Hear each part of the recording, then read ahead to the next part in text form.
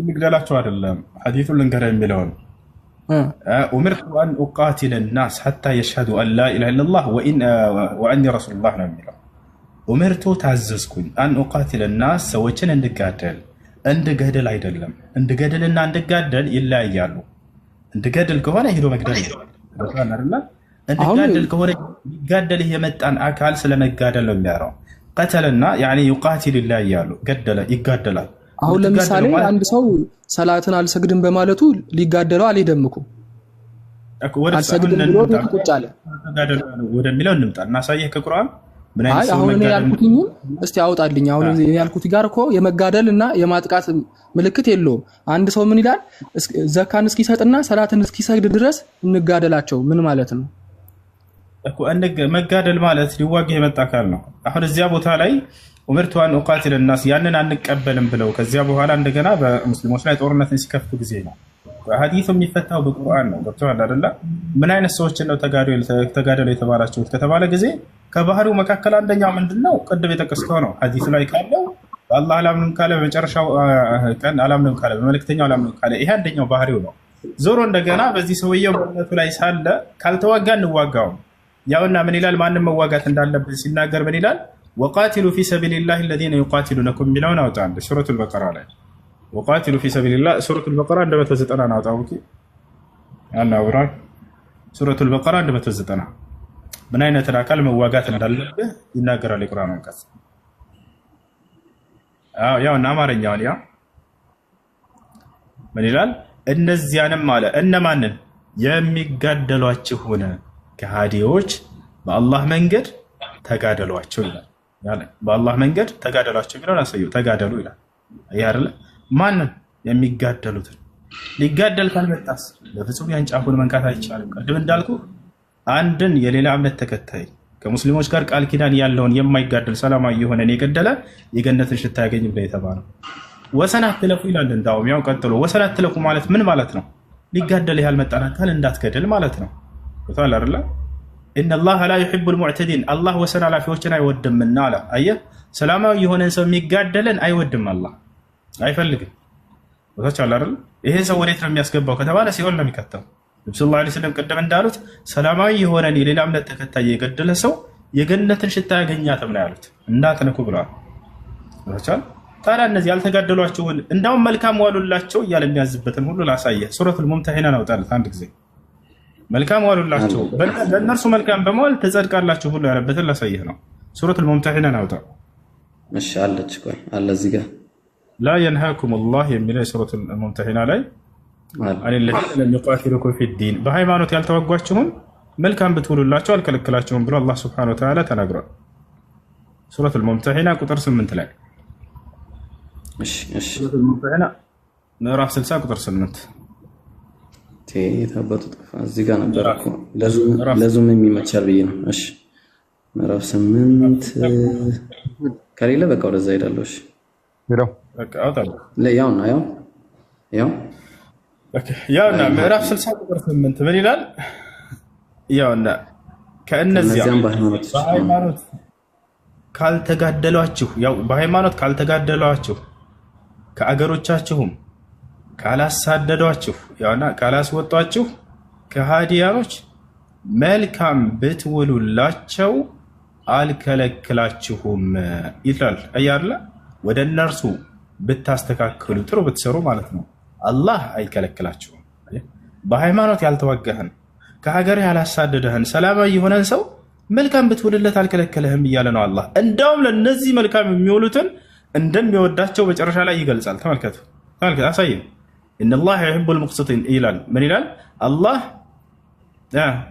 ትክክለኞችን ይወዳልና አይ ጥሩ የሚያደርጉ የሚያስተካክሉ በለነዚህ መልካም የሚውሉትን እንደሚወዱ ሁሉ ተናገረ ሰላማዊ ለሆነ ለሌላ እምነት ተከታይ መልካም የሚውል ሰው ምንዳን ያገኛል እንዳው አላህን ያልከለከላችሁ መልካም ብትውሉላችሁ አለ ታዲያ ምን አይነቶችን ነው ከተባለ እነዚያን የሚዋጓችሁን ከሀገራችሁ የሚያስወጧችሁን ነው አለ ቀጥሎ ብላለ አላህ የሚከለክላችሁ ግን አለ ከእነዚያ በሃይማኖት ከተጋደሏችሁ ቀጥሎ ብላለ ከሀገራችሁም ካስወጧችሁ ያው ያ ነው እናንተንም በማውጣት ላይ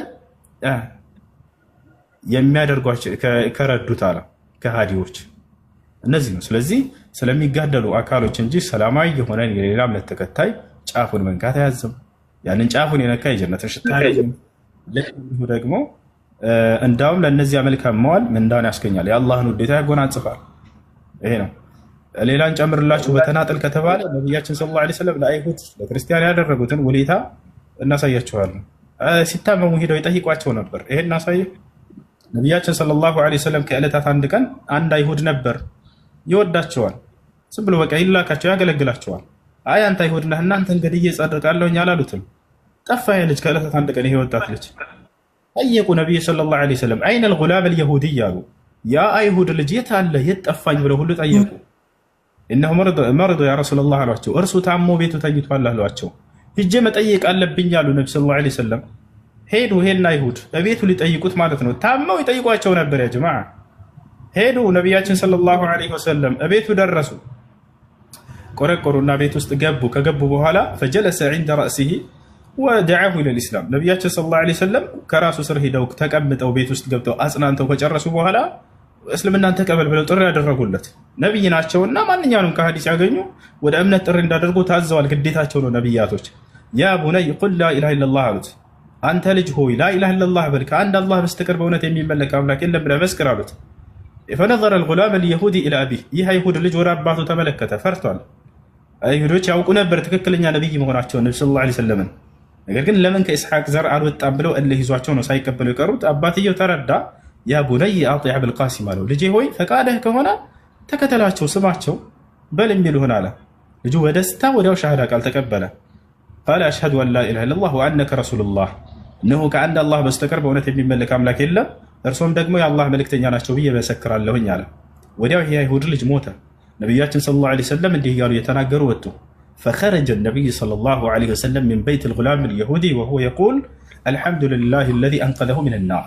ይሄ ልጅ ከጀሃነም እሳት ያዳነ አምላክ የአላህ ምስጋና ይገባው እያሉ ነቢ ሰለላሁ ዐለይሂ ወሰለም ወጡ ይላል። ከዚህ ላይ አስረዳቸው የፈለኩት ነገር ምንድን ነው? ሲታመሙ ሂደው ይጠይቋቸው ነበር። ገብታችኋል? ሲራቡ ያበሏቸው ነበር፣ ሲጠሙ ያጠጧቸው ነበር፣ ይረዳዱ ነበር ከእነርሱ ጋር። ይህን ሁሉ ያደርጉ ነበር ማለት ነው። ይህን ይመስላል። እሺ ሄሎ ሁሴን፣ ሄሎ። ሌላ ደግሞ መጠየቅ የምፈልገው በጣም የሰሞኑ መነጋገሪያ የሆነው ቲክቶክ ላይ ደግሞ አንድ ሰው ከሞተ በኋላ 100 ድንግል ሴቶች ከነዛ ጋር ሴክስ ያደርጋል። የዛን ሰዓት ስታደርጉ በፈጣሪ ፊት ነው ያንን ሴክስ የምታደርጉት? በስጋዊ ተነስታችሁ ነው? እንዴት ነው? አዋይደር በጣም እዚህ ጉዳይ ላይ እያብራራ ነበር። እንደገና አንተስ ምን አይነት ሰው ነው? ሁለት እኛ ጋር አሁን እዚህ ባለንበት ወደ ምስራቁ ክልል 3 አይነት እንትኖች አሉ ሙስሊሞች ታውቃለህ? 100 ሴቶች እንደዛ የሚል የለም። 100 ሴት ድንግል ትወስዳላችሁ የሚል የለም። እንደዛ የለም። ይሄ ከየትምጥቶ ነው ያወራው? ይሄ ያጣለህ ضعيف ነው። አንድ ትክክለኛ ቡኻሪና ሙስሊም ላይ ያለው ሶሒህ እንጂ ሌላን ሐዲስ የማይቀበሉ የሐዲስ ዘጋቢዎች ቡኻሪና ሙስሊም ላይ አንድ ሰው በዛ ከተባለ 2 ሚስት ብቻ እንደሚያገባ ያው እንደውም ይሄ መጀመሪያ ደረጃ ለሚያገኙት ተብሎ ነው የተገለጸው። ከመጀመሪያው ጣላችሁ ሐዲሱን ያው ምን ይላል? አወሉ ዙምረትን ተድኹሉ ኢለል ጀና ይላል። ያው ምንጭን ያዘው። እሺ አንድ ሰው በዛ ከተባለ 2 ሚስት ብቻ ነው የሚያገባው። አወሉ ዙምረትን ተልጁ አልጀና፣ መጀመሪያ ወደ ገነት የሚገቡ ግሩፖች ይላል ጀማዓዎች ሱረቱሁም ዐላ ሱረት አልቀመር ለይለቱል በድር፣ የእነርሱ ቅርጻቸው መልካቸው ልክ እንደ በድር ሌሊት ጨረቃ የፈካና ያበራ ነው ይላል። መጀመሪያ የሚገቡት የሚለውን አስምርበት። ጀነት መጀመሪያ የሚገቡት ማን ናቸው? ነብያት ናቸው። ገብታችኋል? እነሱ ቀድሞ ስለነሱ ታላላቅ ደረጃ የሚናገር ነው። በዛ ተብሎ ራሱ 2 ሚስት እያለ እየተናገረ ነው። ምን ይላል? ቢጫው ላይ ያሰምረላቸው ላይ ምን ይላል? ወሊኩል ዋሂድ ሚንሁም ዘውጀታኒ፣ ለእያንዳንዳቸው ለእነርሱም 2 ሚስት አላቸው ነው የሚለው። 2 ሚስት ይላል ቃል በቃል ያው ይሄ ነው። እሺ ሱባ እንትን ምንድነው በረካ ነው ምናምን እንዳሉ ግን ሳያል ቡሃሪ 1456 ላይ ግን ለምንድን ነው መጀመሪያ ባርካችሁ ከበላችሁ ለምንድን ነው የሚለውን ሐዲስ አውጣለት። ሐዲሱ የሚናገረው ኢስራፍን ስላለማድረግ ለማመላከት ነው። አንድ ሰው ለምን መጀመሪያ ባርካችሁ አይደለም ብሎ አንድ ባርካ በአላህ ስም ብለን የምንበላው ነገር ግን ኢስራፍ አለማድረግ በእስላም ማባከን የተጠላ ነው። ገብቶሃል አይደል? ከማባከን አንፃር አላህ በቁርአን ላይ ምን ይላል? ወኩሉ ወሽረቡ ወላ ቱስሪፉ ይላል። በሉ ጠጡ፣ ነገር ግን አታባክኑ ይላል። ኩል ወልበስ ወሽረብ ምን ገይሪ ኢስራፊን ወላ ኹየላ አሉ ነቢ ሰለላሁ ዐለይሂ ወሰለም። ብላ ጠጣ፣ ነገር ግን ሳታባክን ሳትኮራ እያሉ ይናገራሉ። ሰውየው እዚህ ጋር ካለው ያንን ይላ ሰው ነው፣ ግዴታ አይደለም። በነገራችን ላይ ከፈለገ ነው፣ ካልፈለገ ቢታጠበው ችግር የለውም፣ መብቱ ነው። ከበላህ በኋላ ሰውየው ቢልስ ይችላል። እሺ ባልሰውስ ወንጀለኛ ሆናለሁ? ላ አትሆንም። እውነት አንተ ነህ ዛሬ ከምታወራው በጣም እየገረመኝ ነው። የምሬን ነው ላሳየህ። በቁርአን ላይ እንደዚህ ነው። ለይሰ ሚን ባቢል ውጁብ ከግዴታ አንጻር አይደለም። አላህ በቁርአን ላይ ብሉ ጠጡ ካለ በኋላ አታባክኑ ይላል። ነቢያችን ሰለላሁ ዐለይሂ ወሰለም ብሉ ጠጡ ሳታባክኑና ሳትኮሩ እያሉ ይነግሩናል። ከዚህ አንጻር ነው እየተነገረ ያለው እንጂ ያንን ለይሰ ሚን ባቢል ውጁብ ከግዴታ አንጻር አይደለም። ግዴታ አይደለም። ሰውየው ባይለስ ራሱ ችግር የለውም። በላህ አይደለ ታጠበው፣ ችግር የለውም፣ መብትህ ነው። ዛሬ የሚገርም መልስ እየመለስክልኝ ነው። እሱ ግን እናንተ እንትን ላይ የሰይፍ ጥላ ስር ናቸው ይላል። ምን ለማለት ነው? እስቲ አብራራልኝ ይሄንን። በጣም ጥሩ። ቃለ ነቢዩ ሰለላሁ ዐለይሂ ወሰለም አልጀነቱ ተሕተ ዚላል ሲዩፍ። ትክክል ነው። ነገር ግን ያ ስለምን እየተወራ ነው? ስለ ጂሃድ እየተወራ ነበር። ቅድም እንዳልኩ ሊዋጉህ የመጡ የሌላን እምነት ተከታዮች በምትዋጋ ጊዜ ወደኋላ ብሎ ሰው መሸሽ የለበትም አይደል? ጦር ሜዳ ላይ ቆንክ፣ ከጠላት ጋር እየተፋለምክ ነው፣ ሊዋጉህ ነው። ሌሎች ወንድሞችህን አሳልፈህ ሰጥተህ ወደኋላ መሸሽ የለብህም አይደል? የዛኔ መሸሽ እንደሌለባቸው በዚያን ጊዜ